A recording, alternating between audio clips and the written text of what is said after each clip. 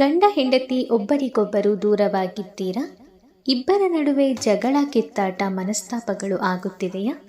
ಹಾಗಾದರೆ ಈ ಒಂದು ತಂತ್ರವನ್ನು ಮಾಡಿ.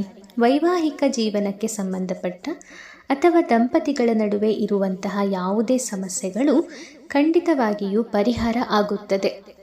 ವೀಕ್ಷಕರೇ, ಈ ತಂತ್ರವನ್ನು ನೀವು ಗುರುವಾರ ಮಾಡಬೇಕು. ಎಕ್ಕದ ಹೂವು, ನಿಂಬೆಹಣ್ಣು ಮತ್ತು ಒಂದು ಹಳದಿ ಹೂವನ್ನು ತೆಗೆದುಕೊಳ್ಳಬೇಕು. ಈ ರೀತಿ ತೆಗೆದುಕೊಂಡಂತಹ ವಸ್ತುಗಳನ್ನು ಒಂದು ಮಣ್ಣಿನ ತಟ್ಟೆಯಲ್ಲಿ ಇರಿಸಿ ನಿಮ್ಮ ಸಮಸ್ಯೆಗಳನ್ನು ಹೇಳಿಕೊಂಡು ನಿಮ್ಮ ಸಮಸ್ಯೆಗಳಿಗೆ ಪರಿಹಾರ ಸಿಗಬೇಕು ಎಂದು 21 ಬಾರಿ ಹೇಳಬೇಕು.